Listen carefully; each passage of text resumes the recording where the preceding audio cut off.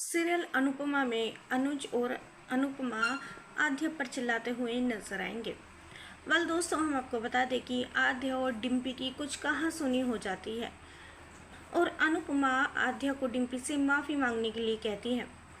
माफ़ी मांगते ही डिम्पी कमरे में आ जाती है और अनुपमा पर चिल्लाना शुरू कर देती है। कहती है कि मम्मी, मेरी कोई भी गलती नहीं थी, अपने बिना गलती के भी मुझसे माफ़ी मंगवाई, और वो भी डिम्पी भाभी के सामने, जो कि बिल्कुल बदतमीज है। अनुज कहता है, आद्या बस करो, आप इतनी बड़ी नहीं हुई हो कि आप अपनी मम्मी से सवाल जवाब करोगी। आपकी हिम्मत भी कैसे हुई अपनी मम्मी से इस तरह से बात करने की। आद्या कहती है, पापा, इन्होंने मुझसे ज़बरदस्ती मेरे बेकसूर होने के बावजूद भी मुझसे माफ़ी मंगवाई। आप जानते नहीं हो, डिम्पी भाभी तो बिना बात की नंदिता दीदी को मारती रहती है और तो और अंश पर भी हाथ उठाती है। मैं तो कुछ भी करती हूँ तो मम्मी को तो हमेशा गलत ही लगता है, और पापा आप तो हमेशा मम्मी का साथ देते हो, चाहे वो सही हो या गलत हो। मैं ये बर्दाश्त नहीं कर सकती हूँ, मुझे बिना बात के नीचा दिखाया जाता है, बिना गलती की मुझसे माफ़ी मंगवाई जाती है। मैं कहाँ तक चुप रहूँ, आप ही बताइए।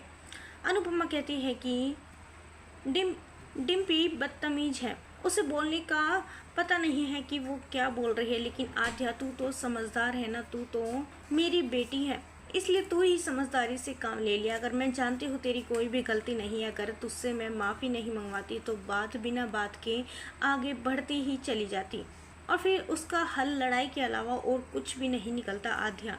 इसलिए अगर तूने माफ़ी मांग भी ली तो तू कौन सी छोटी हो गई। अनुज कहता है, अनुपमा बिल्कुल सही कह रही है आद्या, अगर आपने डिम्पी भाभी से माफ़ी मांग भी ली तो इसमें क्या हो गया। आप अनुपमा के ऊपर इतना गुस्सा क्यों हो रही हो आद्या। अनुपमा तुम्हारी माँ है, वो तुम्हें गलत राह पर चलने की सलाह कभी नहीं देगी, और वो ना ही तुम्हारा कभी बुरा चाहेगी। इसलिए जितना हो सके अपनी मम्मी की बात माना करो आद्या। दोस्तों, सीरियल में इस ट्विस्ट को लेकर आप कितने एक्साइटेड है, हमें अपनी राय कमेंट्स में ज़रूर बताइएगा, और नहीं किया है चैनल को सब्सक्राइब तो जल्दी से कर ले, जिससे सीरियल से जुड़ी सारी अपडेट हम आप तक लेकर पहुँचे सबसे पहले।